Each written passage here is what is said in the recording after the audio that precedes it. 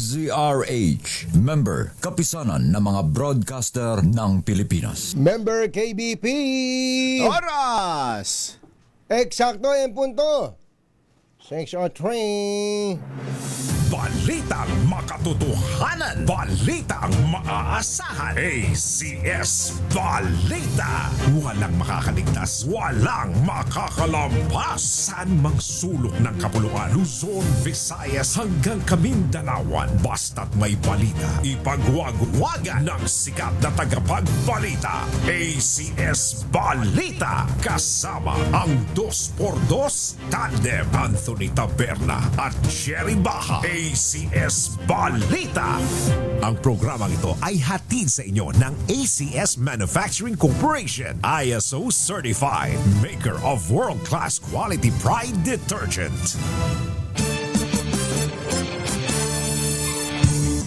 Araw ngayon ng Tuesday, July 28, 2026. Sa ulo ng ating ACS Balita, System loss charges sa kuryente, pinaalis, tax exemption sa maliliit na negosyo isinusulong ng Pangulong Marcos.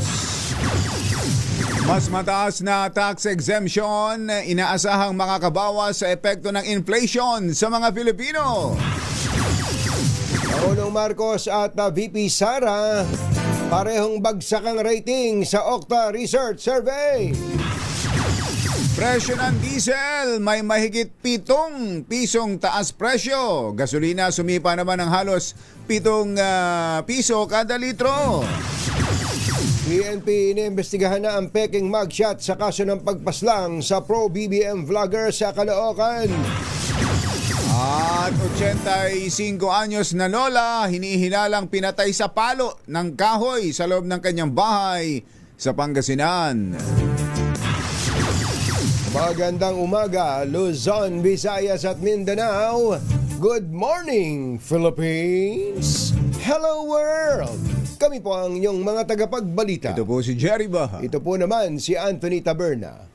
At ito ang ACS Balita. ACS Good News. isinusulong po ng Pangulong Bongbong Marcos na bigyan ng mas mataas na tax exemption ang mga individual at alisin ang corporate income tax para sa mga maliliit na negosyo.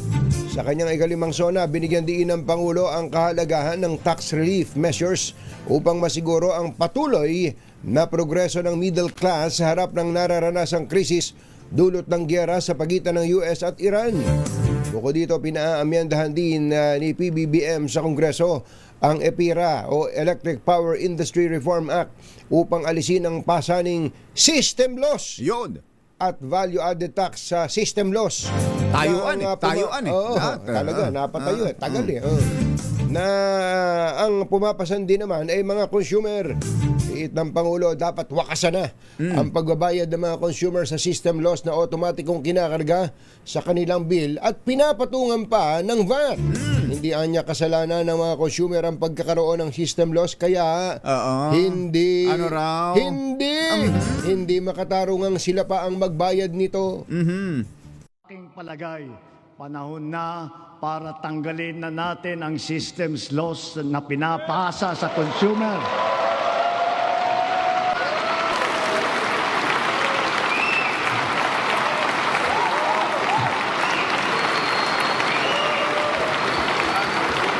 Pinapasa ito sa consumer at kinakarga sa bill na pinapatungan pa ng value-added tax.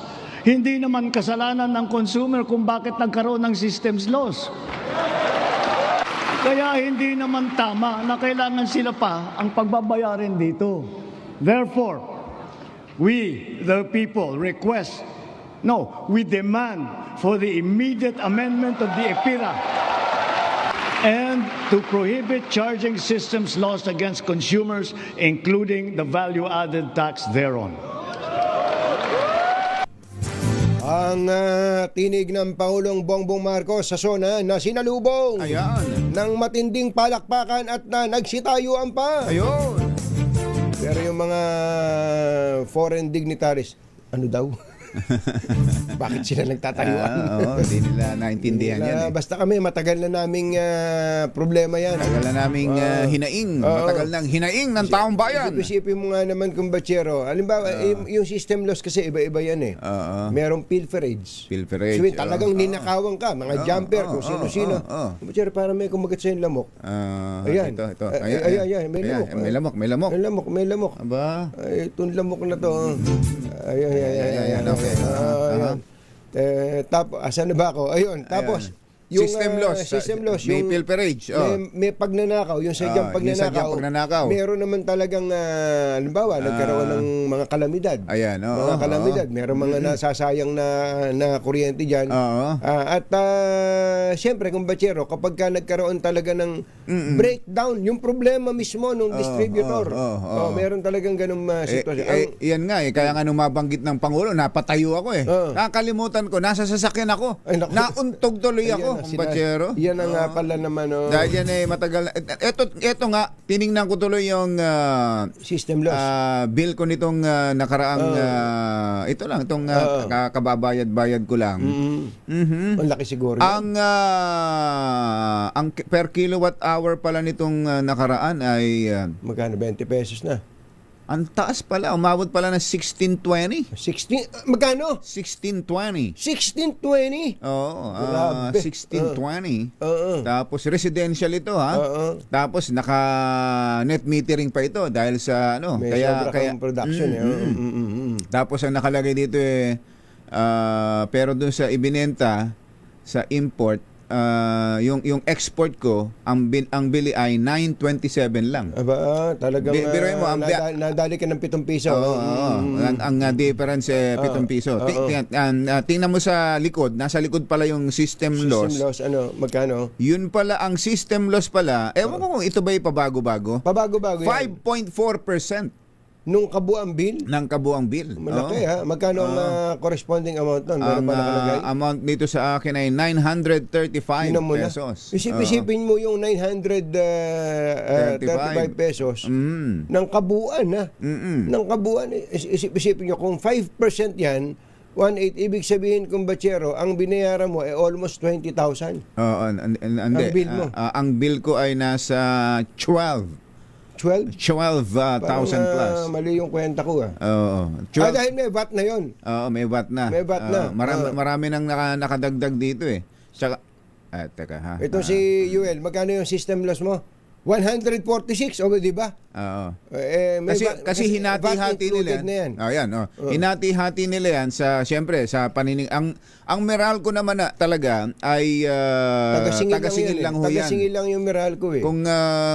Kung sinabi sa batas o sa panuntunan sa ilalim ng Department of Energy na ito lang ang sisingilin mo ha. Energy Regulatory Board, dito ka lang ha. Dito ganito lang ang sisingilin ng Meralco. Halimbawa, yung mga producer, yung generation charge. Sabi ng generation charge, ito singilin mo sa kanila ha. Alam ka naman sabihin ng Meralco, hindi pwede yan. Ay ako nga. Hindi pwedeng sumigaw ng gano'n yung may-ari ng Meralco na si Manong Jo. Si Manong Jo Soldariaga. Ang generation charge ko pala ay 57.10%. Okay. Ang laki. Malaki. Ang transmission charge, ito, ang transmission pala ay maliit lang, 7.89%. Pero malapit-lapit na siya sa system loss. Malapit-lapit na sa system loss. Mo, parang isang kumpanya si system loss dyan. Tuloy. System loss is 5.4%. Ang distribution, ito na nga yung Meralco, ay 15.54% lang. 15.54%. So ang hierarchy pala niya ng kumbachero, generation ang distribution, transmission, at system loss. Ayo, no. Isipin mo, kung 5%, 5.4%. Kaya ganun ang sinabi ko kung bachero. Kung ang 5%, 900, ang 10% nun, 1.8. Kaya sabi ko, may kumulang 20 mil eh. Kaya pala, may iba pang mga factors. May iba pa. Ganun Ayan. po kalaki. Ganun kalaki. Isip-isipin mo, halimbawa, pasensya na sa mga nagja-jumper na nakikinig sa amin, ha? Yung mga mahilig mag-jumper dyan. Kung kayo nakakapanig sa magitan po ng jumper, mga kaibigan, Kami nagbabayad ng kuryente ninyo. kami nagbabayad ng kuryente. Kaya lang, nung nagbabayad kami ng kuryente, may VAT pa yun. May VAT pa. Pinatungan pa ng VAT. Yun ang mas masakit. Yun ang matindi ron. Biruin mo yun. Biruin mo yun. Pinatungan pa ng tax yung nakaw. Yung nakaw. Ang bira. Talaga naman, oh. Yeah. Yeah. Thank you, Mr. President. Kahit na sabi nga... Sana asap yan, ha? Mr. President. Kaya mamaya may kakausapin tayo na silang gumagawa ng batas. Ayan. In charge dyan. Ayan, oo. Yan ba, ito pala yung lamok na sinasabi mo. Laki. Ang laki. Ang taba nga eh. Kaya hindi ko matiis kung batsero na habang ako'y nagbabalita nakatusok sa noo mo. Sa noo ko pa... Ano talaga? Taba, ang lintog. Hindi ko malaman, mother, kung eto, nung pitikin ko yung lamok, hindi ko malaman kung dugo ko na ito eh. Palagay ko, kanyan. O dugo ito ni Kong Angel kanina. Hindi, mula pa kay Ara yan. Kaya taba-taba. Sana walang dengue dala ito. Yun lang. Dahil ang dami na dengue ngayon. Hindi, huwag kang kabahan kong batsero sapagkat ang sabi ng Mga eksperto, hindi ang dengue lamok ay may oras lang. sabi nung nagbubutika na kinakausap ni Kong Angel. Ano pangalan nun yung ano pangalan nung kinakausap ni Kong Angel? Si yung Yung gumagawa ng Ulta Baygon. Ano pangalan, no? Ayun. Panlamok nga yun. Ulta Baygon. Brian, ayan. Ang lamok, Brian Posadas, ang dengue. Si Doc ba yan? Si Doc? Hindi siya doktor Hindi ba doktor si Doc? Pero parang mas magaling pa siya sa doktor eh. Oo nga. Yung nakakausap ni Kong Angel, talon-talo si Kong Angel eh.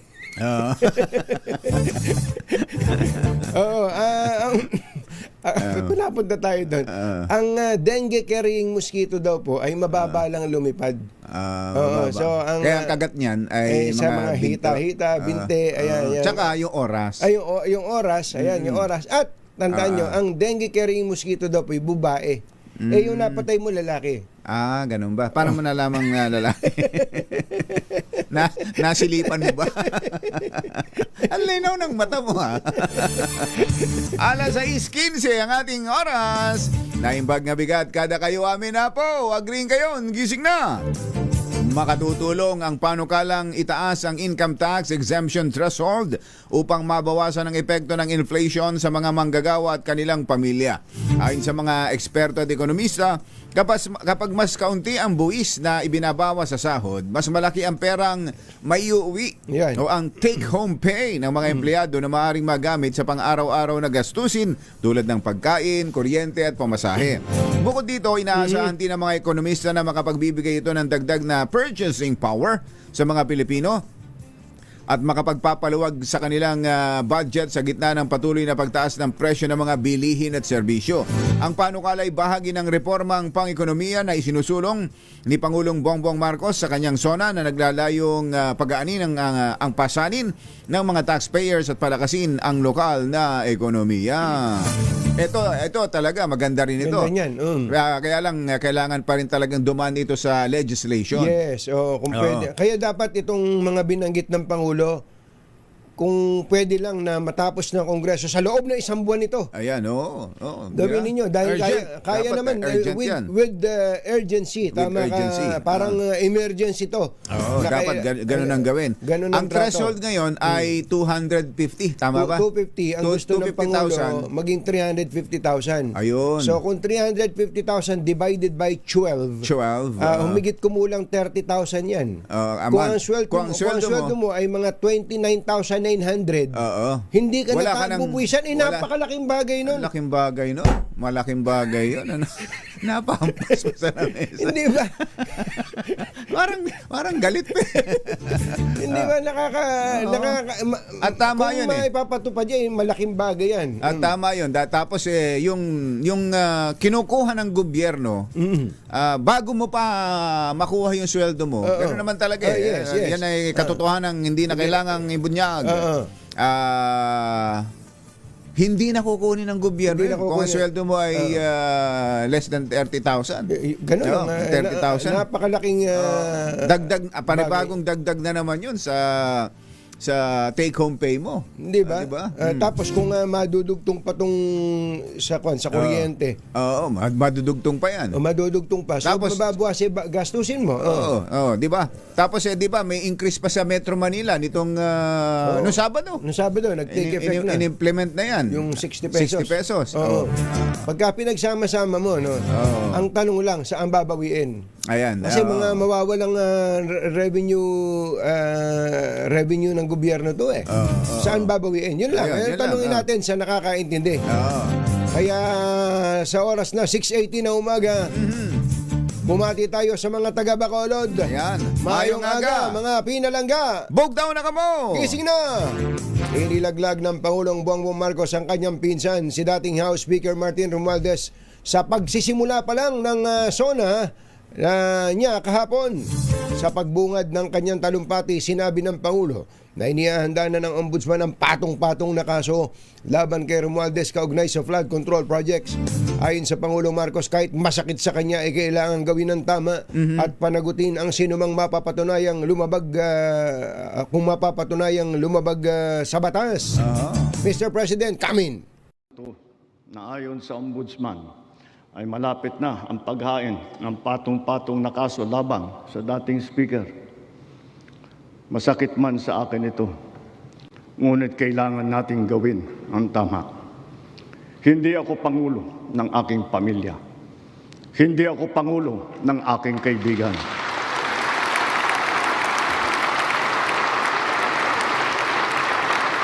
Ako ay Pangulo ng Pilipinas at ang tungkulin ko ay sa inyo, ang aking mga kapwa Pilipino. Ang tinig Yun. ng Pangulong Bongbong Marcos. Alas 6:20 ang ating oras. Maupay nga aga, mga kasangkayan, mga kabugtuan, mata na kamo, gising na. Iginagalang naman ni dating House Speaker Martin Romualdez ang naging pahayag ng Pangulo sa kanyang ikalimang SONA. Bagamat masakit para sa kanyang pamilya, sinabi ni Romualdez na iginagalang niya ito bilang bahagi ng proseso. Muli nitong iginit na wala siyang ginawang paglabag sa batas at hindi siya kailanman humingi ng pabor o espesyal na pagtrato mula kanino man. Git ni Romualdez, sang-ayon siya sa sinabi ng Pangulo na gawin ang tama at handa siyang sumunod sa proseso at hayaan ang ebidensya magsalita at handa siyang patunayan ito. Inakusahan si Romualdez bilang isa sa major players kaugnay sa flood control scandal kasama si dating Ako Bicol Party List Representative Zaldico na ngayon ay nagtatago sa ibang bansa. Sa bungad ng SONA ng Pangulo, matapang nitong sinabi na masakit nga man sa kanya ay yun nga yung narinig natin kanina. Masakit man sa kanya ay kailangan niyang gawin dahil ano lang sabi ng Pangulo? Hindi ako Pangulo ng aking pamilya o ng aking kaibigan. Hindi ako Pangulo ng aking kaibigan. Ako ay Pangulo ng Pilipinas. Ayun. Ayan, parang ito yung ito ngayon yung bago, karugtong nung mahiya naman Mahiya kayo. naman kayo. So pag pinag-connect mo pala yun, mahiya naman kayo. Tapos ngayon yan ang tinutumbok. Ay yung Kamag-anak niya. Yung nasa likod pala niya nung nagsona siya nung last year. Oo, kamag-anak niya. Alas 6:21 na ng umaga, gaano na ba ang nababawi ng pamahalaan mula sa mga mandarambong? Yan at iba pa sa pagbabalik ng ACS Balita. Lakyam Diapdihon 6:22 ng umaga. Number Balita! Ang programang ito ay hatid sa iyo ng ACS Manufacturing Corporation, ISO Certified, maker ng world-class quality Pride Detergent. Hi! Maganda morning! Ano bang araw today, kumbachero? Today is Laundry Day, Friday. Yuhu! At pag Laundry Day, Friday, All you need is Pride Washing Machine Detergent. May triple stain away formula, kaya tanggalang makapit, madikit, malupit na dumit mantsa, kaya easy ang labada. Kaya pala mula noon hanggang ngayon, all you need is Pride. All you need is Pride. ACS. Kasama ang 2x2 Tandem Anthony Taberna at Jerry Baja. ACS Balita. Alas 6:25 na umaga, tuloy ang mga balita.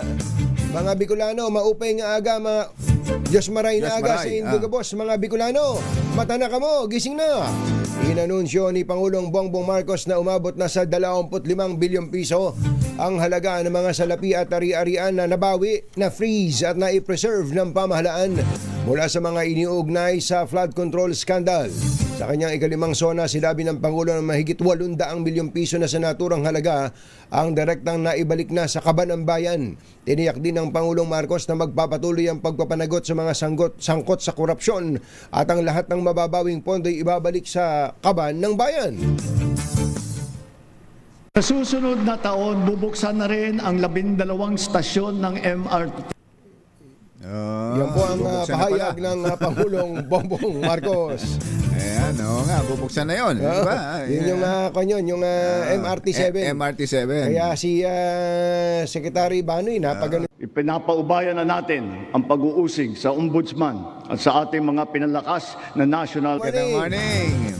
Samantala, Yeah. handa naman ang Kongreso na isabatas at ipatupad ang mga prioridad na ililatag ni Pangulong Bongbong Marcos sa kanyang ikalimang sona. Ito ang tugon ni House Speaker Faustino Boji D sa talumpati ng Pangulo na nagbibigay sa Kongreso ng malinaw na direksyon habang sinisimulan ng mga mambabatas ang pagtalakay sa mga prioridad na hakbang ng administrasyon.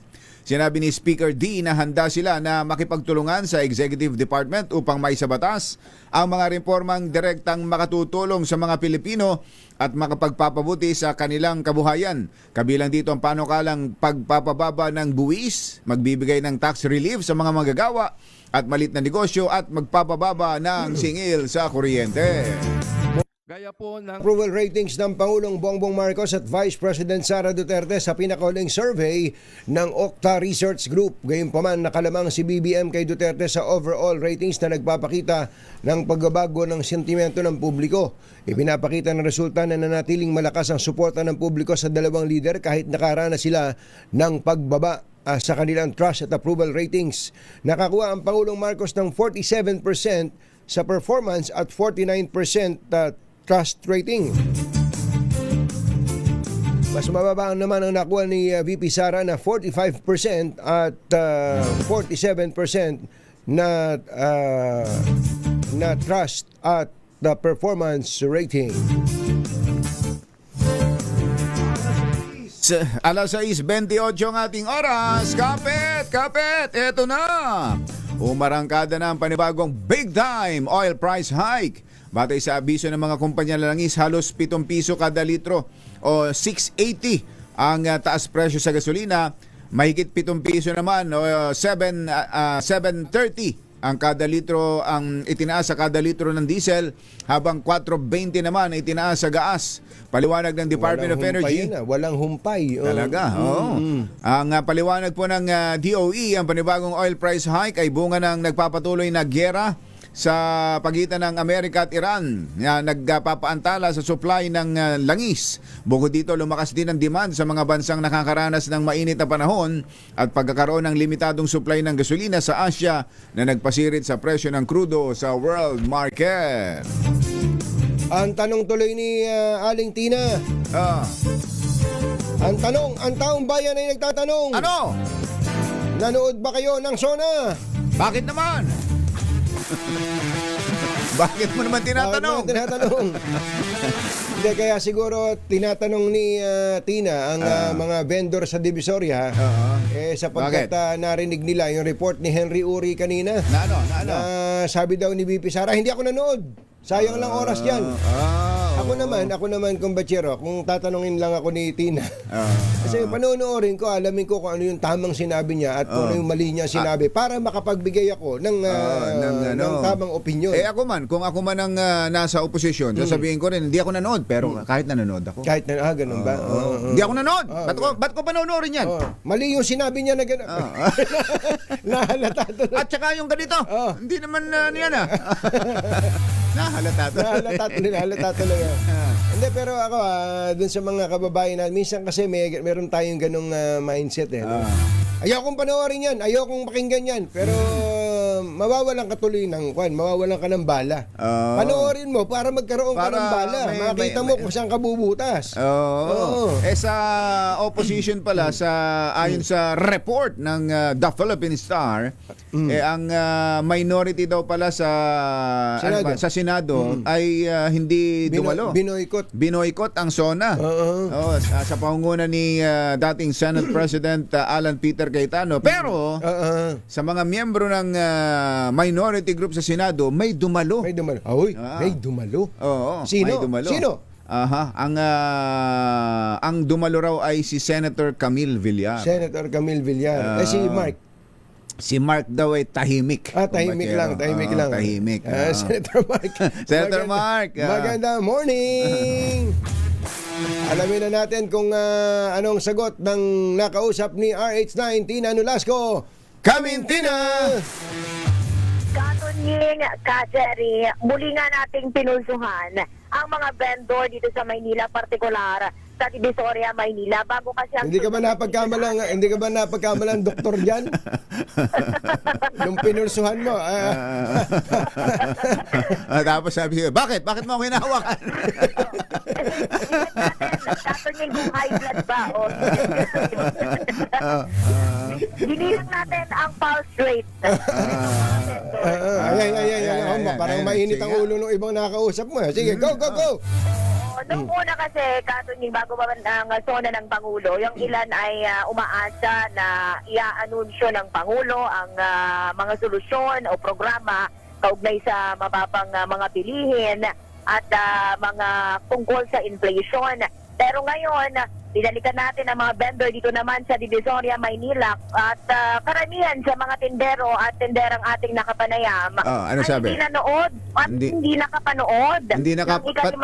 Ganon. Pati pakikinig, hindi kahit sa radyo, hindi nila napakinggan. Oo, ang paliwanag nga nila, Jerry, mas inuna nilang magtinda kaysa manood ng SONA ng nasa Pangulo. trabaho. Ang ilan naman ay piniling mamahinga habang ang iba ay hindi natapos ang panonood at napanood na lang sa balita. Ilan naman sa nakapanood ang nagbigay ng markang 10 out of 10 dahil sa mga positibong programa at proyekto. Sa bagay, Tina, yung iba kasi gano'n na lang ang ginagawa. Sasabihin, haba niyan eh. Mahigit isang oras eh. Ito naman kahapon, 1 hour and 26 minutes. Sabihin niyan, mamaya naman, o kaya bukas naman, ikukwento sa atin ng 2x2 yan. Sasabihin naman nila kung ano yung mga sinabi ng Pangulo na yan. Correct. Saka po mabalikan sa YouTube at iba pang social media platform, pwede i-replay. Busy sila, marami busy, lalo na yung mga vendor, mga nagtatrabaho yan. Sabi nila, atong alas 4 daw ng hapon, Jerry, Katunying, nagtitinda pa sila noon, kaya hindi nila talaga mapapanood.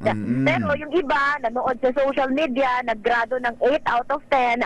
Ang iba naman ay tumangging magbigay ng grado sa paniniwalang mas sumirap ang buhay nila ngayon. Pakinggan natin ang ilan sa mga vendor na ating nakapanayam. Ano pong marka niyo sa Pangulo? 100% para sa akin. Bakit po? Kasi marami siyang nagawa eh. Mga 10%. 10%. Pangulo? 10. Ayan. Kaya kami naghihirap eh. Sobra. Katulad ng dati. Ngayon lalo. Walang dahil na magtindera ngayon. Sobrang hirap. Yan ang ilang na mga vendor na ating nakapanayam kaugnay na ikalamang SONA ng Pangulo dito sa Divisoria, Maynila. Ito si RH19 na Nolasco para sa DZRH, una sa Pilipinas, una sa Pilipino. Nagatid sa kabuuan ng ating ACS Balita. Ito po si Anthony Taberna. Ito po si Jerry Baha. Kasama ang 2x2 tandem Anthony Taberna at Jerry Baha. ACS Balita.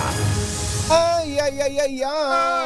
Doon po sa mga taga-barangay Pinagsama, Taguig City. Barangay Pinagsama, Taguig City. Saan kaya yan? Ano? Ayan. Saan kaya parte ng Taguig yan? Ang Taguig kasi, kanyan lumaki na ngayon. Malaki Mas na. lumaki na ngayon eh. Dati May maliit pinapanood lang yan. ako kanina, ano ba ang pinanggalingan nung Taguig? Ito pala Tagik dati, Tagagiik. Parang ganun. Tagagiik. Anong araw daw ang tawag dyan sa Taguig ay ang lugar na yan ay maraming mga nagigiik ng palay, nagtitreasure. Oo, nagigiik ng palay. Yan. Kaya ang tawag ngayon dyan, Provinciudad. Provinciudad. Dahil may hibo ng probinsya sa isang maunlad na lugar kagaya ng Taguig. Pero sabi ni Senator Ping Lacson, may flood control project dyan, may ghost dyan. Ang hirap Mainit. kalaban ni Senator Ping talaga. No? Ang problema nito sa bakbakan ng mga politiko, may madadamay at may madadamay dyan na nandun sa gitna o mas mababa. Halimbawa, si Secretary Vince Dizon na lang Si Secretary Vince Dizon, ilang beses na niyang nabanggit, walang ghost project sa Taguig. Dahil si Senator Ping Lacson, nanlilisik ang mga mata at talagang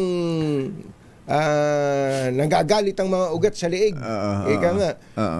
At sinasabi niyang merong ghost project.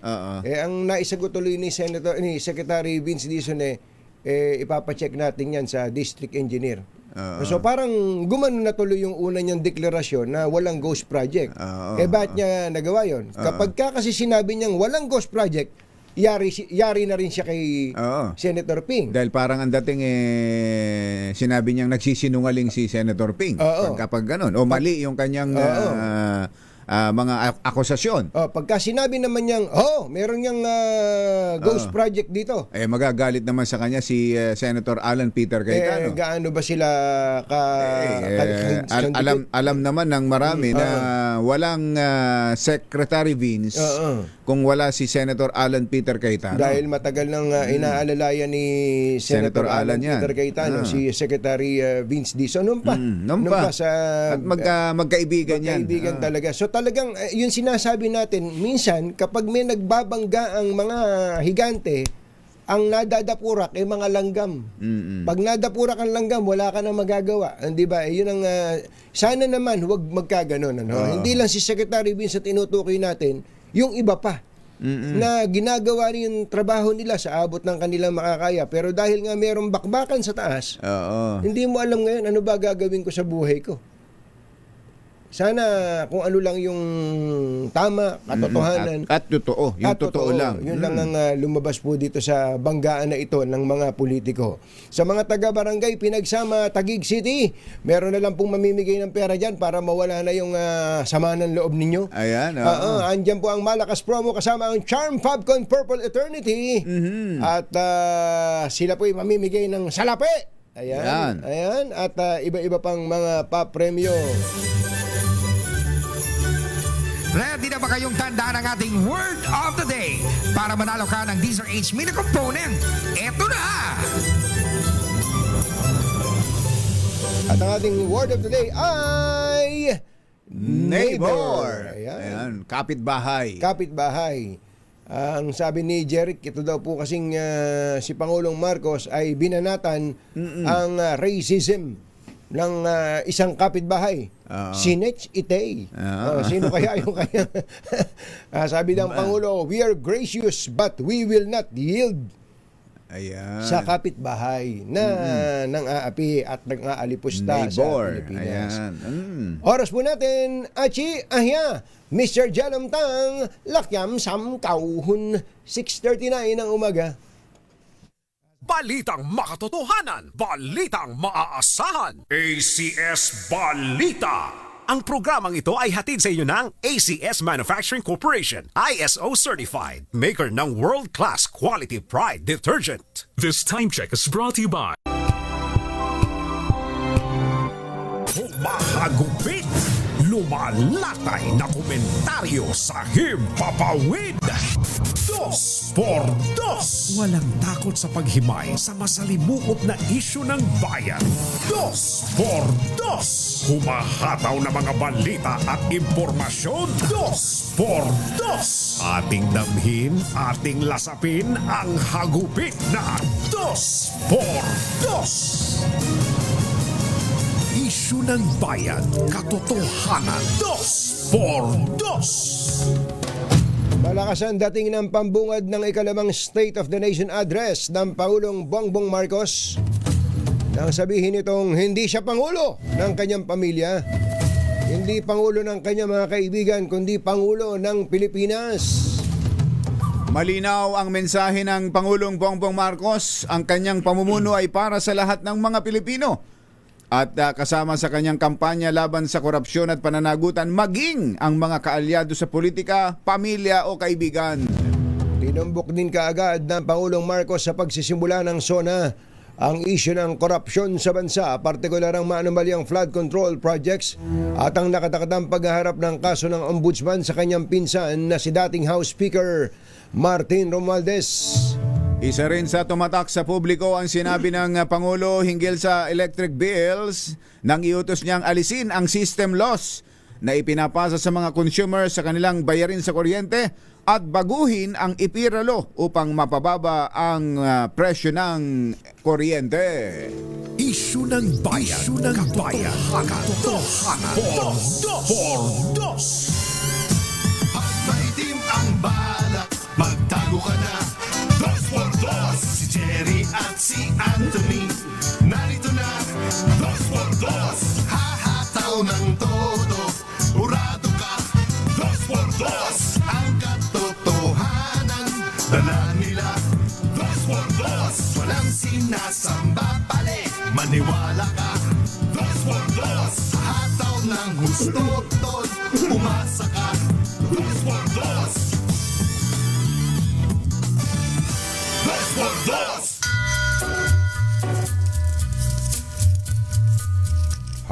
Hi.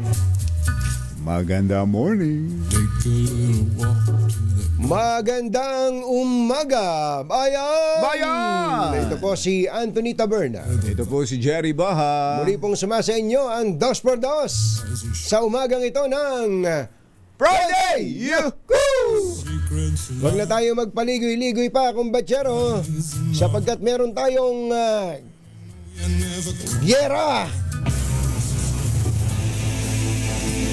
Giyera laban sa kahirapan. Ayan. Mahirap na sa buhay. Mahirap ang kausapin ang iba. Magtanong nga tayo kung ang mga binanggit ng Pangulo ay doable at sa tingin ko doable. Marami doon doable. Pero ang tanong gaano kabilis na magagawa yan? Si Congressman Miro Kimbo ng Marikina 2nd District at siya rin po ang chairperson ng House Ways and Means Committee. Kong Miro, magandang morning! Long time no see! Kumusta po? Mabuti po, magandang good morning, Kuya Jerry, Kuya Anthony. Magandang umaga mga kapatid. Ang hirap nyo hagilapin, Kong Miro, itong mga nakakaraan. Busy. Parang baliktad. Ako ang nag-aantay parati. Parang pinabaliktad nyo. Always here. Para sa pinakamagaling na programa. Ang balita namin talagang lagi kayong nasa ground, nasa mga constituents ninyo dyan sa Marikina. Totoo yun. Nababalitaan ko din yan, kumbatsero. Masipag. Ilog lang ang pagitan natin, Kong Miro. Kaya nalalaman namin ng mga galawan nyo dyan. Okay. Kailangan po. Maraming problema. Pero ito, maganda nga po yung sinabi ng Pangulo patungkol po sa pagbabawas ng buwis. Yung pong isa pinakamagandang balita na sabi kahapon. Diretsuhin nga natin yun at himayin natin. Una, yung pagbabawas ng buwis sa mga kababayan natin, sa mga empleyado, 350,000 a year. Ano po bang, sino masasakop nito kung sakali? Siguro linawin natin, nung pinasa ang train noong 2018, ang exempted, ibig sabihin ay yung gross salary sa isang taon ay 250,000 and below. So kung noon ang 250,000 and below, so sa simpleng komputasyon na lang is a little over 20,000 na yan ang sahod mo kada buwan, ikaw ay tax exempt. Noon, karamihan ng mga nagsisimulang guro hanggang salary grade 12 ng DepEd, halimbawa, ay walang binabayaran buhay, zero. Pero dahil nga po sa pagtaas na ng presyo ng pagtaas ng kanilang sweldo, ibig sabihin taon-taon may legislated na increase sa pamahalaan, pati na rin po sa pribado, ay imbis na sila po yung naging tax exempt, ngayon po dahil tumaas ang kanilang annual salary, nagbabayad na po sila ng buwis. Pero sa katotohanan, bagamat sila po ay tumaas na po sa bracket, more than 250, yung kanilang purchasing power ng sweldo na yon ay hindi naman po nagbago dahil sa inflation. Kumbaga, ang exempted nung 2018, gusto natin i-exempt uli at dagdagan pa. Yun ang sinisikap dito sa pagbabago. Yung pong 20,000 humigit kumulang na sweldo buwanan, kung ang ipapasa ay 350,000 per year, magkano na yun? Tama ba kwenta namin ni Kumbachero, humigit kumulang 30,000 na to ngayon? Opo. Mga around that po. A little less than the 30,000 a month ang kinikita ay magiging completely tax exempt, zero ang babayaran kada taon. Sa madaling kwenta ba nun halimbawa, 350,000 divide by 12. Ganun po ba mabilis na kwentahan doon? Yun po ang mabilis sa kwentahan. Kasi po, yung additional po na salary, halimbawa na 13th month, 14th month, productivity pay, etc. lahat. Iba po ang pag-compute ng tax po doon. Pati din po yun, babaguhin din po yun. Right now, ang tax exemption po ay nasa 250 and below, at saka sa 13th month at iba pang mga additional ay nasa 90,000 per year. Ngayon po, yan po ay gagawing 120,000 per year, ang tax exempt. Ayun. Okay. Ulitin nga natin. So ang 350,000 na ngayon from 250,000, tapos yung mga bonuses, yung 13th month talaga namang nasa batas yan. Nasa batas yan. Pero hanggang 90 lang dati ang tax exempt.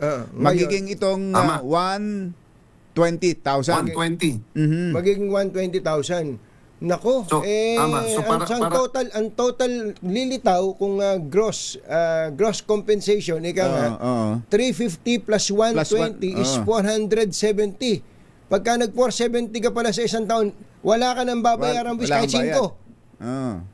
Lilinawin ko lang kasi minsan yan nagiging kalituhan. Baka mamaya ako sigil din ang mga yan, ha? Sige.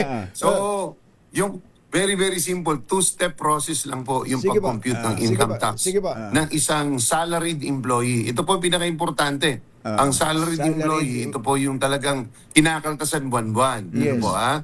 So, dalawa po ang basket ng kanyang taxation. Yung una po ay yung gross income, yung kanya pong buwanan. Kung pumipirma siya ng kontrata, magkano ba ang kanyang kinikita bawat taon? So, titingnan po yon at ibabawas ang mga statutory deduction. Ibig sabihin, kung gobyerno, GSIS, at saka Pag-ibig. Kung private, SSS, PhilHealth, at saka ang Pag-ibig. So kung ano man po ang binabawas dahil sa batas, tatanggalin po yon para makompute kung ikaw ba ay kumikita ng 250,000 or below. So, yun po sa gross salary.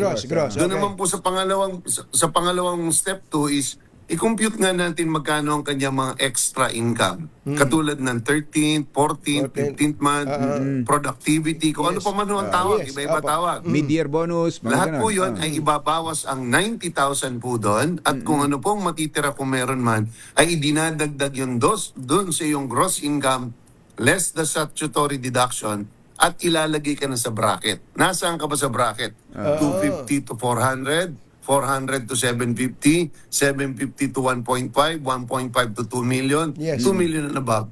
At habang tumataas, pataas ang pataas. Pero ngayon po, sa pagbabago, ay malaking tax relief dahil from 250 sa gross, ginagawa na pong 350 at dito po sa bonus from 90,000 ginagawang 120. So marami pong makikinabang dito. Sa estimate po nila ay close to 880,000 employees ang makikinabang po dito. Ang kasalukuyan dun sa 250, gaano karaming empleyado na ho nakikinabang diyan at gaano karami naman ang magiging madadagdag dun sa bracket na yun kung sakali?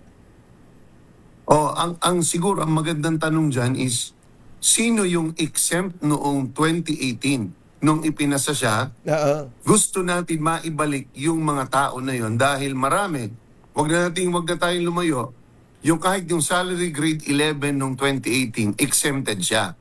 Pero dahil tumaas ang sweldo niya, today hindi na siya exempted, nagbabayad na siya ng 10% buwis kada taon. So, ngayon po, ang gagawin natin, because of the adjustment, ibinabalik natin yung kanyang exemption noong nakaraan. So, kumbaga, ina-adjust ng Pangulo to inflation. Kumbaga, ang sinasabi ng Pangulo is, imbis na kunin natin yung buwis, ibalik natin sa kamay ng mamamayan, siya magdesisyon kung paano niya gagamitin yung pera na yon, wag tayo. Opo, so naintindihan po natin yon. Yung dati umasenso na yan, umasenso na yung sweldo niya, kaya nagbabayad na siya ng tax. Ang gusto ng Pangulo, ma-tax exempt siya, pero yung mga bagong, meron ba kayong estimate kung gaano karami na mga hindi naman nakinabang sa 2018, mga bagong empleyado, mga lumang empleyado pero madadagdag dun sa bracket na 350,000? Merong study Wala ba? tayong estimate pa dun sa darating, no? Kasi kumbaga ito yung dadagdag sa labor force, pero yan ay kaya naman ma-estimate. Pero tingin ko pinakamaganda is sa current taxpayers, daang-daang libo ang makikinabang dahil kung nagbabayad ka ng buwis ngayon, ikaw ay hindi na magbabayad kapag ang gross mo ay 350 and below at kapag ang 13th month mo ay 120,000 and below, wala ka nang babayaran tax. Napakaraming tao niyan, Kuya Anthony. Laki niyan eh. Sobrang laking bagay, no. Isip mo yung take home mo, madadagdagan ng 10%. Yung dating kinukuha ng gobyerno, parang wage increase mo na yun. Parang wage increase Parang na. wage increase mo 10%. Tama.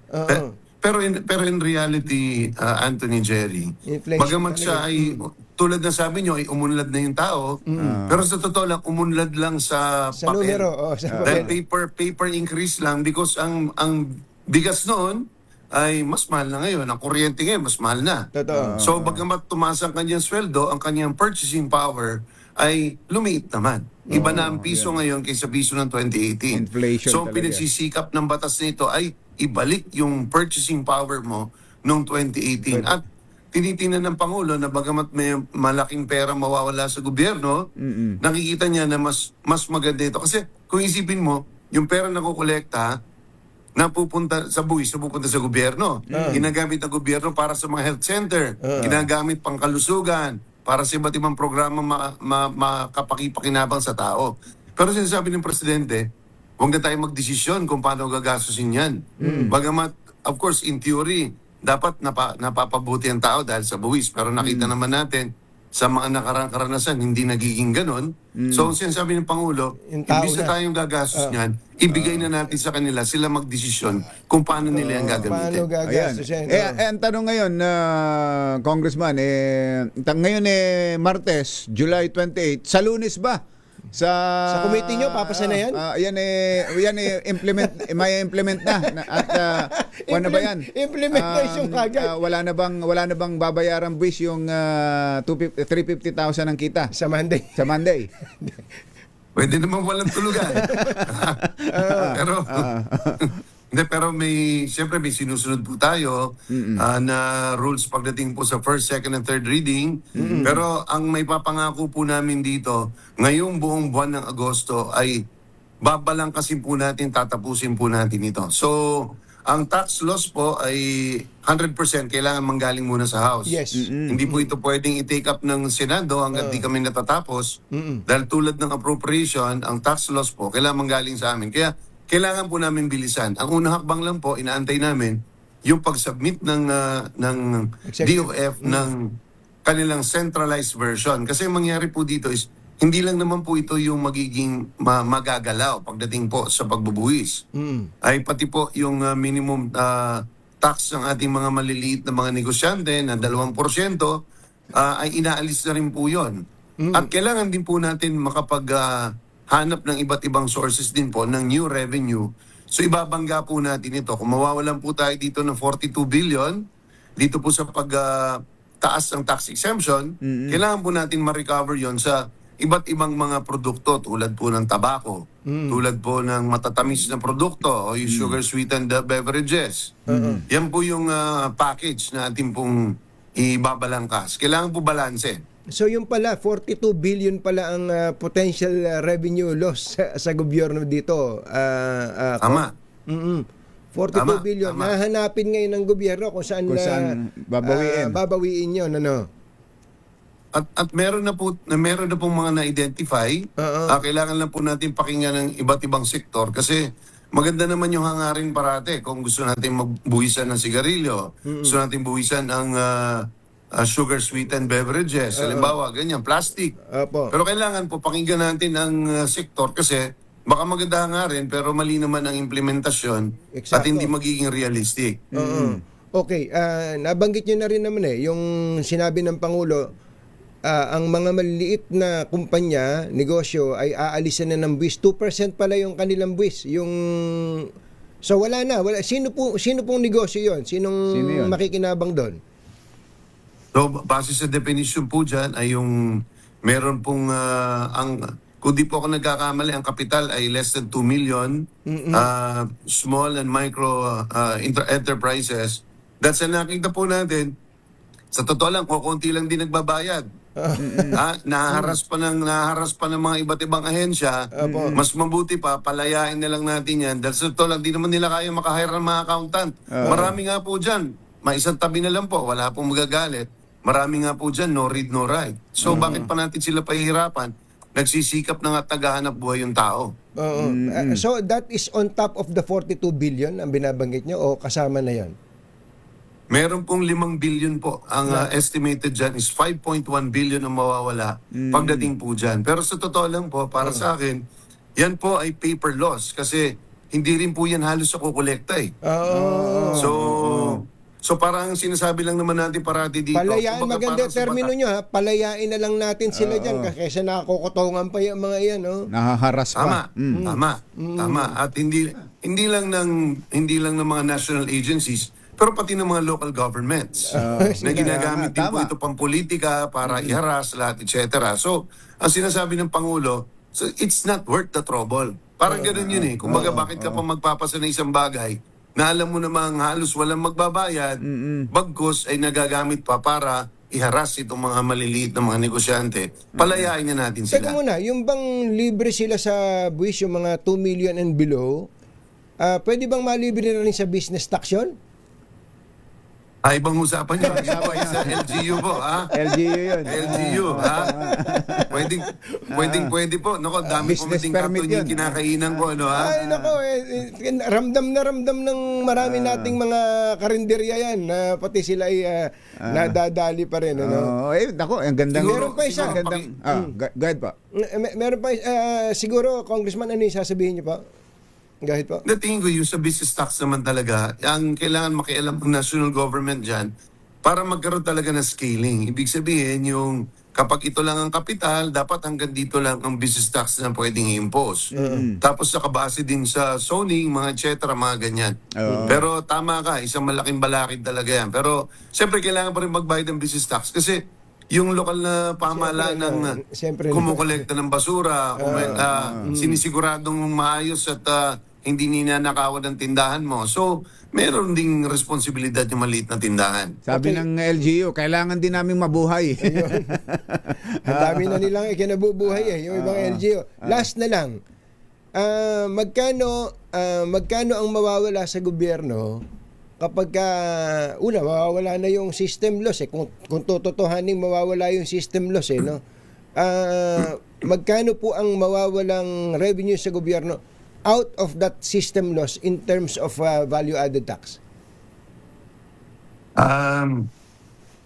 tingin ko po yung kailangan himayin yun kung paano yun i-implement, no? Kasi ang malaking takot ko lang po dyan ay kung inalis natin sa resibo o sa billing na wala na siya doon, ay baka ilipat lang ng energy, ng distributor, meaning ng Meralco o kaya ng Visayan Electric, lahat. Baka ilipat lang nila bilang part of their cost of doing business. So, ngayon po kasi, kumbaga, parang nakahiwalay talaga siya dahil gusto the original concept was, kaya nilalagay dyan is gusto mo ma-identify para hindi tayo ginugulangan ng mga distributor ng kuryente. Ayaw natin sabihin, hindi, malaking system loss namin. Teka muna, isulat mo yan, magkano ba yan? Para nasisilip namin at nare-regulate namin na masyadong inefficient ka. Mas napakalaki ng systems loss mo. Hindi po pwede. May threshold lang yan, hanggang dito lang. So ngayon, naalisin natin yon, baka maitago nila dun sa kanilang... Kasi negosyo yan eh. Di ba? So, tingin ko yun ang the devil is going to be in the details. Pag pinag-usapan yung VAT sa systems loss, pati yan may VAT eh. Kaya nga eh. Malaki din yan. I don't have the figure today, but the bigger VAT talaga is VAT on electricity. Natingin ko yun yung kabuuan. Ang problema kasi sa VAT, Anthony at saka Kuya Jerry, 3 phases ang kuryente bago dumating sa bahay mo. Kaya nga. Yung pag-generate, yung pag-produce ng kuryente, yung pagta-transmit sa mga kable, at yung pag-distribute papunta sa bahay mo. So kung bibigyan mo ng muka, ito yung gumagawa ng power supply company, yung Transco ang nagtatransmit, Meralco ang nagdi-distribute. Sa bawat aspect po na yan, nagbabayad ng VAT. Iisang produkto, simula sa planta, papunta sa bahay mo, 3 beses yan binavat. Yan ang tingin kong isa pinakamalaking dapat baguhin na isa lang. Isang beses lang tayo nag-impose ng VAT. Kasi isang produkto lang yan eh. Kumbaga, dumating sa pier yung imported commodity, doon na lang sa dulo. Sa dulo na lang. dapat iisa lang. Kasi isang beses lang yung ginagawa eh. Teka muna. Maraming naiinip na dito sa system loss eh. Yan ba'y dadaan pa rin sa legislation, Kong Miro? O pwede nang through executive order tanggalin na kagad yan? Well, kahapon lang namin nadinig yung announcement na yon, pero pinag-uusapan namin kagabi, syempre nasa IPIRA yan. Gusto lang namin makita is baka naman kayang ma-implement with a mere administrative order or executive order. Kasi kung yun ay kakayanin, baka po pwedeng magawa na. Pero nasa batas yan, tinitingnan lang namin kung may power ba ang executive to come up with a set of instructions para hindi na kailangan baguhin. Pero kung kailangan baguhin yung batas, nakahanda naman ng Committee on Energy sa amin kay Congressman Pepito Alvarez, ay sinabi na rin po ni Speaker Bogie D na simulan na po yung pag-aaral dyan. Naku, maraming salamat Kong Miro. Sa uulitin, kailangan natin ng mas maraming talakayan kagaya nito para mas ma-informed ang ating mga kababayan. Thank you so much. Magandang umaga po. Thank you, Kong Miro. Maraming salamat. Magandang umaga po. Si Congressman Miro Quimbo ng 2nd District ng Marikina. Siya po ang chairman ng House Ways and Means Committee. Sila po ang gumagawa ng pagkakakitaan ng gobyerno. ng gobyerno. Sandali po lamang, 7:10 ng umaga. Number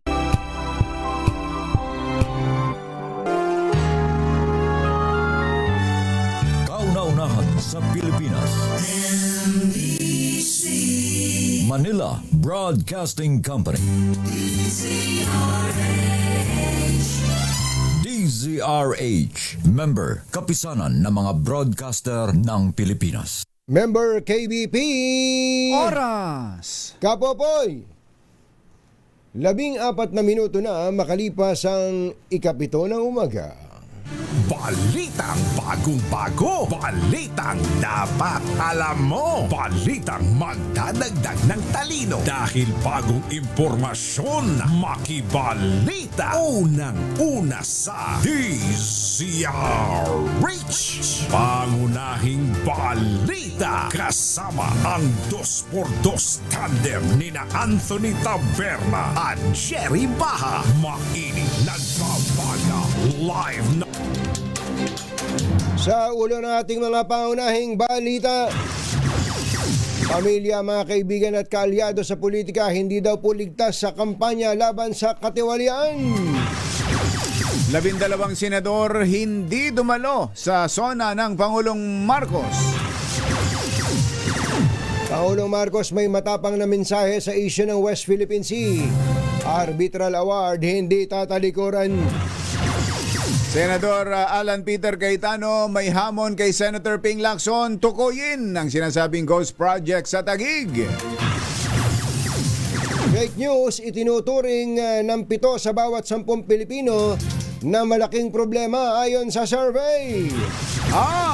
Ilang paaralan sa Cagayan de Oro nagsuspindi ng klase matapos ang shooting threat. Magandang umaga, Luzon, Visayas at Mindanao. Good morning, Philippines. Hello, world. Kami po ang inyong mga tagapagbalita. Ito po si Jerry Baha. Ito po naman si Anthony Taberna. At ito ang... Ilang paaralan sa Cagayan de Oro ang nagsuspende ng klase kahapon dahil sa mga banta ng pamamaril. Mabilis na kumalat online ang video ng grupo ng mga estudyante na armado ng mga baril at nagbantang aatakihin nila ang ilang paaralan sa lungsod, kasama rin sa post sa mga screenshot ng mga pag-uusap at pagbabanta dahilan para maalarma ang mga residente. Nasa 5 paaralan ang napaulat na umunay target ng mga sospek, kaya agad namang nagsagawa ng investigasyon ng mga otoridad. Isa sa mga minor de edad na nasa likod ng naturang post ang muling nag-upload ng video para sabihing biro lang ang kanilang shooting threat. Ako, anak ng bakang dalaga. Sumuko naman ito sa mga otoridad at ngayon itinuturing ng isang child in conflict of the law, with the law. Sa Magaldan, Pangasinan, bangkay na ng madatnan sa loob ng kanilang bahay ang isang 85 anyos na lola na pinaniniwala ang pinaghahampas ng kahoy sa ulo. Batay sa ulat, mag-isa lamang sa bahay ang biktima na mangyari ang pamamaslang. Posible umanong pinunterya ng mga sospek ang cash gift na natanggap ng biktima bilang senior citizen. Gayunman, bigo ang sospek na makuha ito dahil naibigay na ng biktima ang pera sa kanyang anak bago pa man nangyari ang krimen. Nakita sa lugar ang putol na 2x2 coco lumber na hinihinalang ginamit sa pagpalo at pagpatay sa biktima. Batay na rin sa mga nakitang tinamo nitong pasa sa mukha. Sa ngayon ay tinutugis na ng pulisya ang salarin. Mayorya ng mga Pilipino ang itinuturing ang fake news bilang isang malaking problema sa bansa. Sa pinakabagong Pulse Asia Survey, 72% o 7 sa bawat 10 Pilipino ang adults ang nagsabing malaking hamon sa Pilipinas ang disinformation. Nasa 4% naman ang nagsabing maliit na problema lang ang naturang usapin, habang 24% ang undecided. Lumabas din sa survey na nangunguna ang Facebook bilang online news source para sa mga internet users. Hinamon ni Senator Alan Peter Cayetano si Senator Ping Lacson na tukuyin ang umano'y mga maanumalyang flood control project sa Taguig. Ayon kay Senator Alan, mahirap sumagot sa mga legasyon kung maging siya ay walang ideya kung anong mga proyekto ang tinutukoy ni Lacson. Hit ni Cayetano, dapat ituro ni Senator Ping ang mga sinasabi niyang ghost project sa lungsod at ipaliwanag kung anong naging basihan para iugnay ito sa kanya. Sa huli ay nanindigan si Senator Alan na walang ghost infra project sa Taguig at handa siyang harapin ang mga alegasyong ibinabanto laban sa kanya.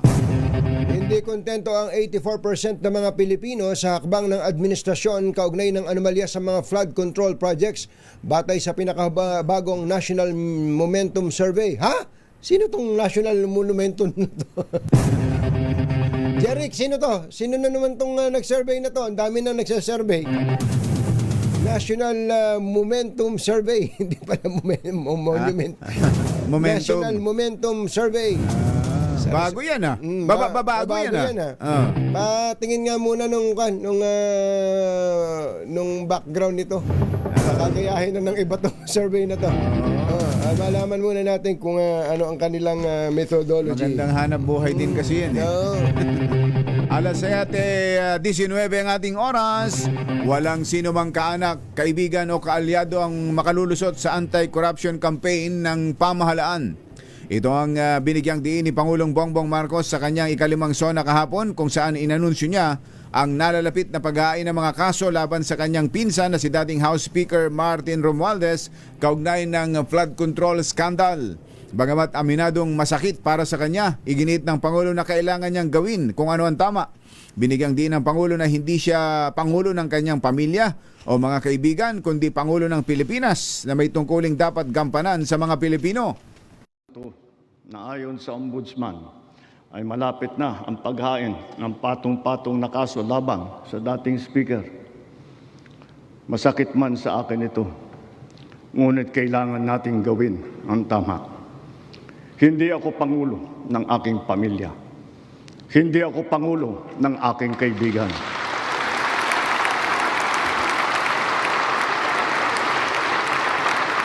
Ako ay Pangulo ng Pilipinas at ang tungkulin ko ay sa inyo, ang aking mga kapwa Pilipino. Si Pangulong Bongbong Marcos. Pangunahing balita.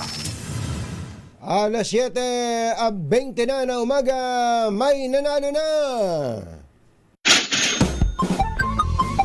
Tumutok sa DZRH at manalo ng isang 1,000 pesos sa Malacash promo kasama ang Charm Popcorn Purple Eternity.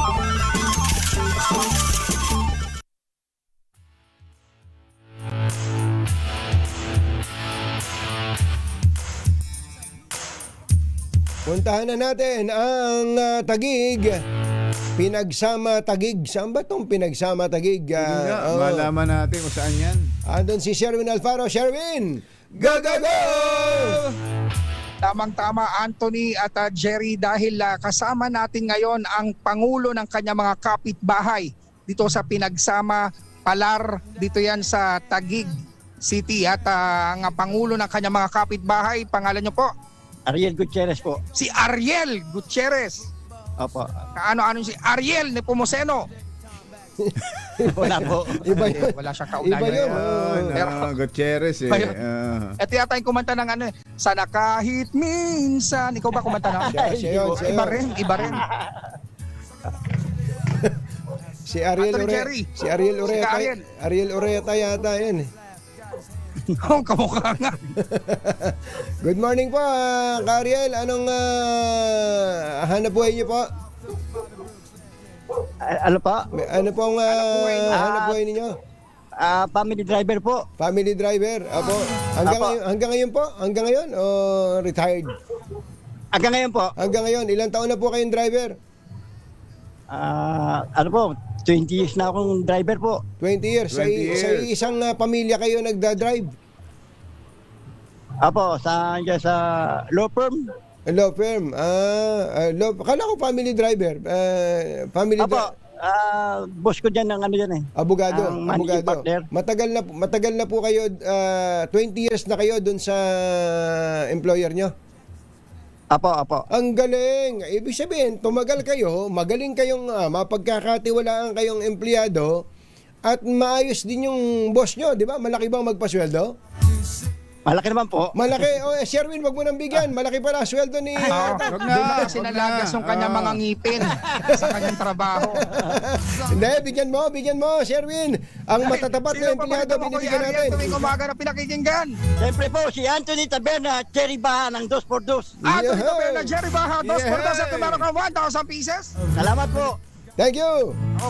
Oo, meron ka pang tatanggapin na pinakamabango ang bango ng 1,000 bulaklak, Charm Popcorn Purple Eternity, bango ng 1,000 bulaklak, nasa Charm Popcorn Purple Eternity kapag ginamit sa inyong mga anlawing damit. At syempre, aanlawan gamit ang Charm Popcorn, ang pinakabago din sa inyo na Deezer H T-shirt. Plus, meron ka pang grocery mula sa ACS at sa Deezer H. Tatay Ariel, kailangan masagot mo yung ating word of the day para makuha mo yung ating medium component. Apo. Ano po ang ating word of the day? Neighbor po. Neighbor.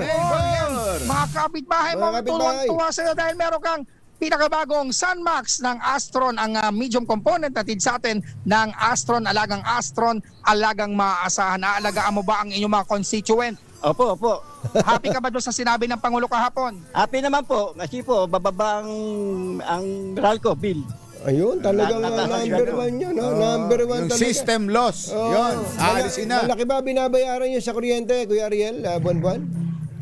Ngayon, binayaran ko po 350 lang eh. Ay, bakit? Ang baba naman. Hindi yata kayo umuwi eh. Baba. Oo, baba po. Ayun ko, hindi ko alam. Magreklamo kayo. Magreklamo kayo. Ba't Ba't ang ganun? baba nung binabayaran nyo? Ganda nga yun eh. Pero dati, magkano dati? Dati, umabot lang ko 1-2 eh. Ay, laki ka na eh. Binaba. Okay na, hinaan nyo lang yung boss nyo. Baka marinig kayo ng Meralco.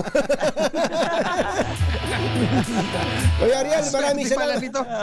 Salamat, Kuya Ariel. Thank you. Salamat po, salamat din po sa inyo, ang dalawa. Thank you very much, Tatay Ariel. At syempre sa mga nais manalo ng 1,000 pieces, laging tumutok sa Deezer H. Baka kayo na susunod nating winner sa Deezer H Malacash promo kasama ang Charm Popcorn Purple Eternity. RH number 6, Sherwin Bata Alfaro, DZRH, una sa Pilipinas, una sa Pilipino. Flash Report. Flash Report. May plus report si RH 101, Jerry Baha. Ano ba yan? Lindol. Nako. May pagyanig hong naramdaman. 5.6, magnitude 5.6 na lindol dyan sa Banganga, Davao Oriental. Ngayon lamang pasado alas 6 na alas 7 ng umaga. Intensity 4 naman ang naramdaman sa Digo City, Davao del Sur, at inaasahan ang mga aftershocks. Antabayan ang mga follow-up report. Flash Report. Flash Report. Mga nangunguna at mga bagong balita sa DZRH. Pangunahing balita. May makakausap naman tayo sa Senado kung sa House Combatero. Sabi nga all tax measures shall emanate from the House of Representatives. Pwede na bang mag-hearing ang Senado tungkol naman sa pag-aalis ng system loss? Yung amendment ng EPIRA, hindi naman tax law yun. Bagamat may tax component yun, ano? May tax component. Mamaya, meron po tayong makakausap sa Senado. Oras po natin, 7:27 ng umaga. This time check is brought to you by ABS-CBN si Tere Torres ng asa ka na ba, Tere? Nasa Manila, Inquirer ka ba o Manila Times? Sa mga nakikinig sa atin na nagbe-birthday ngayon, happy birthday. Happy birthday sa inyo. And may you have more birthdays to come. Ayan, para maiba naman.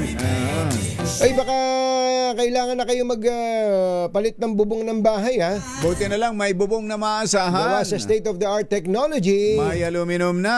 May pintura pa. Now available na rin sa pre-painted tiles Para pan. sa eleganting bubong na matibay na, makulay pa. Mag-cherry loom pre-painted ka na! Pangunahing balita. Kausapin natin Kumbachero at 7:34 in the morning ang chairperson ng Senate Committee on Energy. Ayan, sige. Total naman ang gusto ng Pangulo, alisin na ang systems loss na meron pang VAT. Senator Erwin Tulfo, Mr. Senator, Chairman, magandang morning! Senator Erwin. Nawala. Naputol. Naputol ang linya natin kay Senator Erwin Tulfo. Anthony Taberna at Jerry Baha. DZRH. Pangunahing balita. Patuloy tayo sa mga balita. Malabo nang buksan pa ng Kamara ang investigasyon kaugnay ng flood control scandal.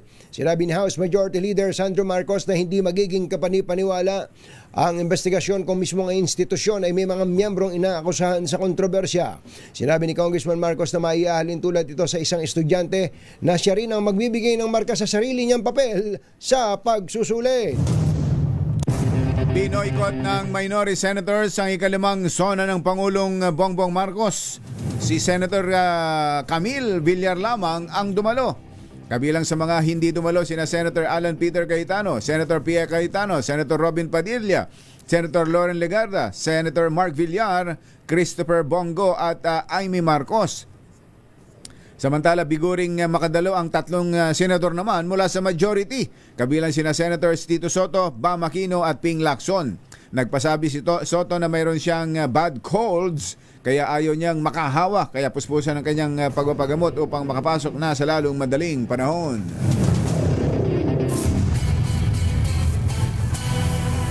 Kausapin natin ang chairman ng Senate Committee on Energy, Senator Erwin Tulfo. Senator, magandang morning. Magandang morning. Si Katunying po, saka si Ka Jerry. Katunying, Ka Jerry, magandang umaga. Opo, kayo yung isa sa mga unang tumayo dun sa pag-aalis ng system loss. Palagay ko matagal lang nairereklamo sa inyo to, hindi pa kayo senador. Moving forward, ano po ang gagawin ng Committee on Energy at gaano kabilis po ninyo ito ipapasa? Mabilis ito dahil galing na mismo sa Pangulo, Katunying, Ka Jerry, na ayaw niya ng systems loss dahil parang ang kawawa rito, ang nagbabayad, tayong taong bayan, ang consumer, na hindi naman natin napapakinabangan. Tamang-tama, sa Thursday, meron akong hearing sa Committee on Energy yung tungkol sa pagre-review ng IPIRA law. So, ang galing. bigyan namin ng priority. Sakto pala, no? Wala bang pending proposed bill na related po sa sinabi ng Pangulo? Yun, o yun mismong sinabi ng Pangulo ang tema? Wala actually. Ang nakalagay lang review the IPIRA law. Kasi maraming butas yung batas na yan eh. Parang isa na nga dyan yung systems loss na yan na kung bakit pinayagan nila at bakit walang habas na pagtaas ng mga power generators at distributors.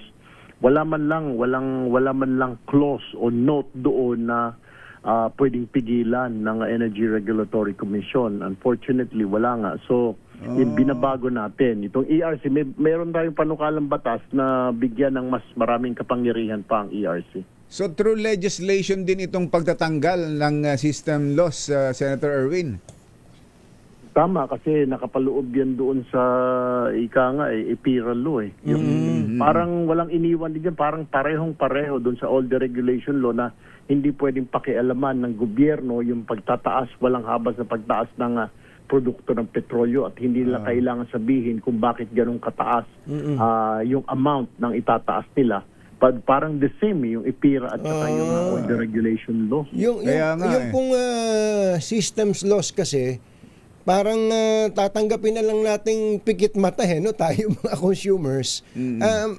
Meron ba kayong kahit paano may briefing na ba? Ano ba tong systems loss? Paano kino-compute? Paano kino-compute? Saan ba galing to? Ang alam lang na dinidiscuss namin ni Kumbachero, yung mga nagja-jumper siguro o mga nagnanakaw ng kuryente na malalaki, baka diyan ikinakarga. Ano bang ang understanding niyo diyan sa systems loss? Ang systems loss, it's power na galing sa generator papunta sa distributor. And then yung distributor going doon sa mga bahay-bahay natin. So, kagaya ng Meralco. Pagkatapos, yung power na yon biglang nawawala, parang nag-evaporate. Maraming dahilan Tama ka, yung nagja-jumper, nakakalibre sila. Or minsan talagang may power outage, mayroong nasira na linya, tapos tuloy-tuloy yung kuryente. Pero tayo nagbabayad. Ang magandang example dyan, Katunying, Ka Jerry, parang isang tindahan. Pag na-shoplift ka, nag-shoplift sa tindahan mo, charge mo ba sa susunod na customer? Pataasan mo yung presyo. O sa restaurant, dahil may mga nasayang, i-charge mo ba sa ibang mga customer dahil nasayang? Dapat hindi. So tama ang Pangulo, alisin na yan dahil kawawa yung taong bayan. Kaya nga nung banggitin ng Pangulo nakita namin, napatayo kayong lahat doon. Pati kami napatayo kaya nga, naumpog nga lang ako, nasa sasakyan pala ako noon kaya nga ang hinihintay kaagad ngayon, kailan yan? Sa tingin mo, Senator Erwin, kailan ang pinakamabilis na mararamdaman o masisimulan ng makita nating wala na sa bill ang system loss? Idadaan yan sa ilang hearing, Ka Jerry, Katunying, at pagkatapos i-sponsor natin sa floor yan. Hopefully ang pinakamaaga na kita natin towards early next year siguro dahil dadaan pa yung mga first reading, second reading, third reading. Pero may isang mabilis niyan. Pag gusto, pwede siyang maglagay ng EO, executive order. Ayun. EO na lang. Pwede yung EO? Kung pwedeng i-supersede niya yung batas, pero mukhang hindi yata dahil nakapaloob yan sa batas sa IPIRA law. So, hindi basta-basta. Baka So, sakali. tignan ko kung Baka pwede. paano ba. Baka pwede, Parang interim, yung in the interim habang wala pang legislation na konkreto, ay baka pwedeng makialam na through administrative action ang Tsaka Pangulo. teka, di ba tayo nasa ilalim pa rin ng energy emergency, national energy Tama. emergency? Baka Oo, pwede yan. Hindi pa naman binabawi yun. Oo. Tama naman kayo, hindi pa binabawi yun ng Pangulo. So, ongoing yung national emergency. So sa Thursday po may hearing kagad ang Committee on Energy. Nako may energy pa ba nun? May impeachment. Wala. Pag Thursday kasi katunying ka-Jerry, walang impeachment Thursday, Friday. So, doon namin gagawin yung mga hearings namin Thursdays and Fridays. Opo. Okay, baka kasi pwedeng isama nyo na rin kung may a-attend po ng mga taga-electric cooperative o Meron po. Meron kasi ang nangyari dyan katunying. Ka-Jerry, last week, nakulang kami ng oras sa mga nagsalita lang, puro mga nasa government agencies. Sa Thursday, halos lahat sila, Meralco, yung Aboitiz, lahat, mga electric cooperatives. Sila naman ang maggagawa ng presentation. So, nilalatag na ho natin doon. I'm sure, narinig naman nila. Mukhang hindi natutuwa talagang Pangulo sa Systems Loss Net. Pati yung mga kababayan natin. So, the only way is alisin po yan. Opo. Ay, teka muna. Ang systems loss ba sa distribution lang o mula sa generation papuntang transmission? Wala din daw sa generation, galing sa Anak ng bakang dalaga. Lahat pala sila merong systems loss. Paano hatian nun? Paano hatian ang kita sa system loss? Buhay to? Hindi ko na alam kung may hatian pa dyan, pero biglang naglaho lang, parang nag-evaporate na power. Oo nga Actually, kaya ako gustong itanong yung mga electric cooperative. Ewan ko lang kung narinig nyo na yung ganitong mga kwento na may mga local officials na barako sa kanilang lugar. Local officials, congressman, na katakot-takot ang konsumo ng kuryente sa kanilang mga mansion at iba pa, nililibre ng electric cooperative. Tapos, dahil, nakapasok sa systems loss? Tapos dahil hinaharas ng mga ito, yung mga opisyal ng electric cooperative na karamihan, sila din ang nagpa-appoint o backer. Pakitingnan nyo nga rin po yun at mukhang nasasama din sa systems loss yun Ang balita ko dyan, Katunying, tama ka, may mga narinig na ako na ganyan. Pero yung iba yung sinasabi mong libre, kasi sila yung may-ari. Sila may-ari ng electric cooperative. Kaya kontra din sila doon sa mga pansin mo, maingay sila tungkol doon sa mga nuclear power plant na yan. Ayaw nila yan. Ayaw nila. Hindi. Pero yung aking binabanggit, munti ko nang mabanggit tuloy yung pangalan ng congressman saka yung mayor kasi wala naman akong ayaw magsalita nanginginig pa sa takot pag nagkukwento sa akin dahil mabagsik yung congressman na senator mabagsik. Baka lang pwedeng ma-discuss publicly, especially sa committee hearing, yung ganyang ginagawa na ilang mga tulisan na nasa local level. Pwede yan, Katunying, sa privilege speech. Kung ma-text mo lang sa akin yung pangalan para kung pareho yung narinig natin, kasi narinig ko na rin yan, kung pareho, kukumpara ko, sasama ko sa privilege speech yan. Ay, sige po. Senator Erwin, sa ibang pagkakataon, yung nuclear naman discuss natin, nabanggit din ng Pangulo. Maraming salamat. Magandang umaga po. Senator Erwin. Thank you po. Good morning. Senator Erwin Tulfo, Chairman, Committee on Energy ng Senado. Anthony Taberna at Jerry Baha. DZRH. Pangunahing balita. Oy, Undersecretary Ato Bisnar ng DPWH General. Magandang morning, 7:46 na umaga. This time check is brought to you by Ulang ang takot sa dalawang to. Kaya kung maitim ang balak, magtago Tago ka na! Anthony Taberna, Jerry Baja. 2 por 2. 2 por 2. Let's Marvin Gaye and get it on. Ang isa pa pala nagbe-birthday, kumbatsero, ka-birthday ni na Vic De Leon Lima at Tony Velasquez, itong si Ate Imelda Maximo. Na nandyan sa Ate Imelda, dyan sa Edmonton, Alberta, Canada.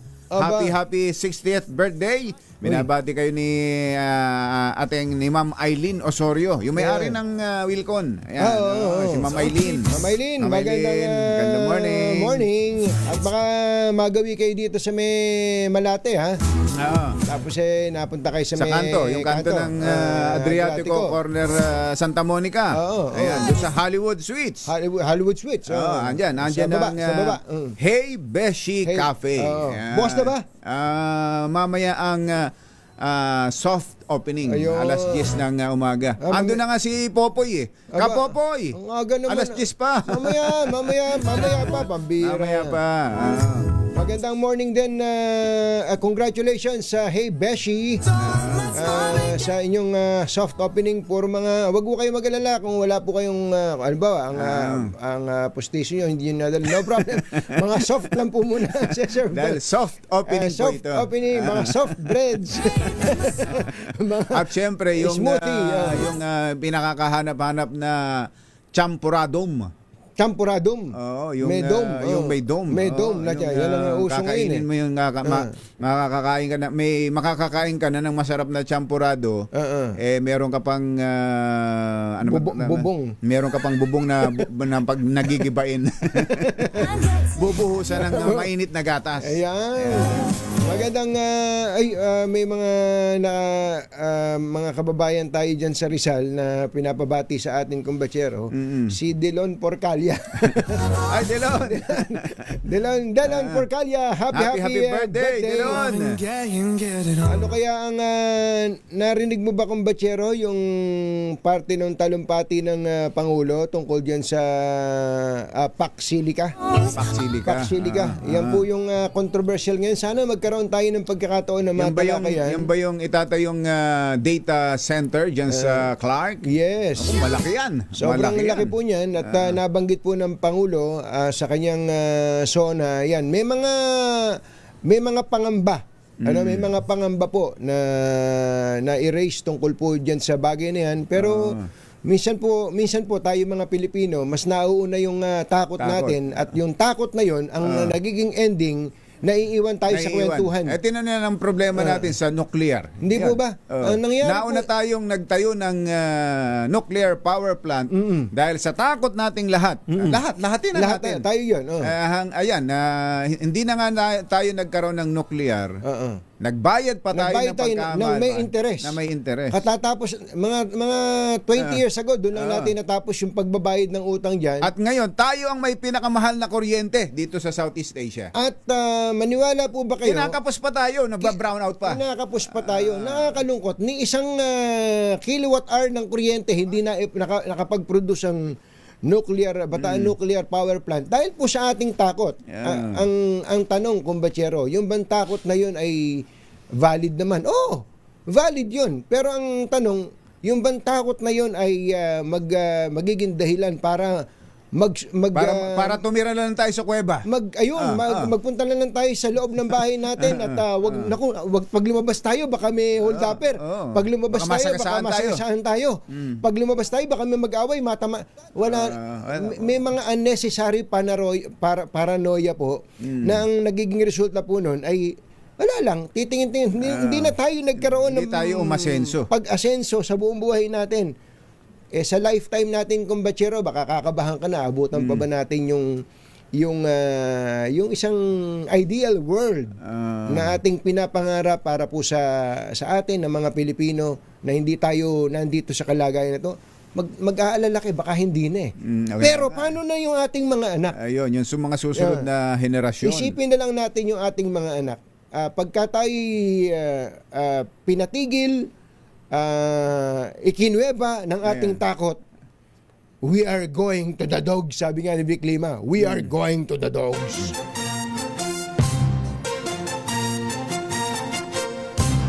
Katonying at Ka-Jerry. Anthony Taberna, Jerry Baha, ang samahang pinatibay na ng panahon. 2x2. 2x2. At sa pamamagitan po ng awiting yan, Wala na kami po pala ay, tayo oras. nagpapaalam na. Kong Dibo tuwan. Yan sa Tiboli. Tiboli. Patabato. Inaabot ba natin ng Tiboli? Oo, inaabot natin doon. Malapit lang naman sa Nakaka-monitor siya doon, Vista Real yan eh. Tama. Happy birthday kay Chris Sansano, ang ex-boyfriend ni Grace Sansano. Happy birthday! Happy birthday! Bye! Happy weekend! Woo! Damdaming Bayan! Susunod na!